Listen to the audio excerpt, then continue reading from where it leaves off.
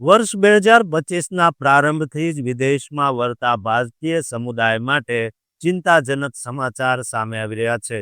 એક તરફ અમેરિકન ડ્રીમનું ચિત્ર દોરીને લાખો લોકો વિદેશમાં વસી રહ્યા છે, પરંતુ હવે તે સપનું તૂટવાની શરૂઆત થઈ ચૂકી છે. તાજેતરમાં જ ભારત સરકારે એક એવો આંકડો જાહેર કર્યો છે જેને માત્ર પંજાબ, ગુજરાત કે આંધ્રપ્રદેશના જ નહીં પણ સમગ્ર ભારતના પરિવારોમાં ગમગીની ફેલાવી દીધી છે. આ આંકડો એવા ભારતીય નાગરિકોનો છે જેમને બળજબરીપૂર્વક તેમના વસવાટ દેશમાંથી પરત મોકલાવી દેવાયા છે. આ વતન વાપસી સ્વેચ્છાએ નથી, પરંતુ કાયદાકીય પ્રક્રિયાના ભાગ રૂપે થઈ છે. એક તરફ જ્યાં ભારત કાયદેસર પ્રવાસને પ્રોત્સાહન આપવા માટે પ્રતિબદ્ધ છે, ત્યાં આ ઘટનાઓ ગેરકાયદેસર માર્ગો અપનાવનારા લોકો માટે મોટો પાઠ છે. આ પ્રત્યાવર્તનની પ્રક્રિયામાં 73 વર્ષીય શીખ મહિલા અરજીત કૌરનો પણ સમાવેશ થાય છે, જેમની વાત સાંભળીને સૌની આંખોમાં પાણી આવી જશે. આ સમગ્ર કેસની વિગતો જાણવી દરેક ભારતીય માટે અત્યંત જરૂરી છે. ભારતના વિદેશ મંત્રાલયે ગુરુવારે પુષ્ટિ કરી કે આ વર્ષે જાન્યુઆરીથી અત્યાર સુધીમાં 2790 ભારતીય નાગરિકોને અમેરિકામાંથી દેશ નિકાલ એટલે કે ડિપોર્ટ કરવામાં આવ્યા છે.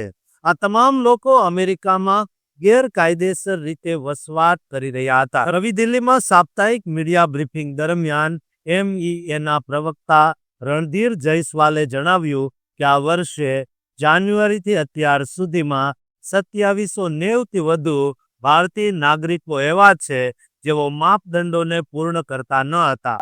તેઓ ગેરકાયદેસર રીતે ત્યાં રોકાયા હતા અને અમે તેમની ઓળખ અને રાષ્ટ્રીયતાની સંપૂર્ણ ચકાસણી કર્યા પછી તેમને પરત લેવામાં આવ્યા છે.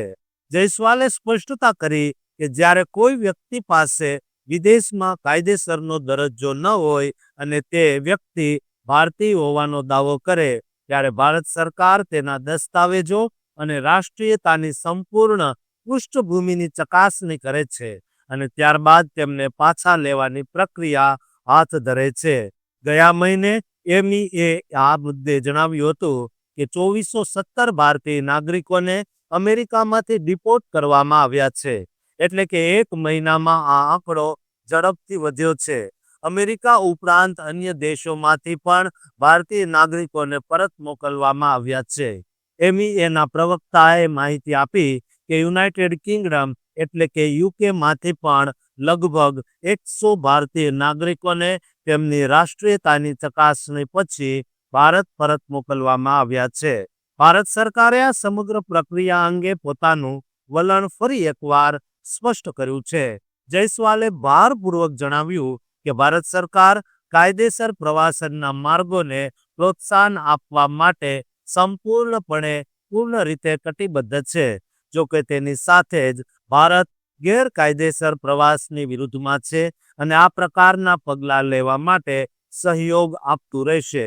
આ ડિપોર્ટેશનની કાર્યવાહીનો ભોગ બનેલા લોકોમાં 73 વર્ષીય અરજીત કૌરનો પણ સમાવેશ થાય છે, જેઓ પંજાબના એક શીખ મહિલા છે.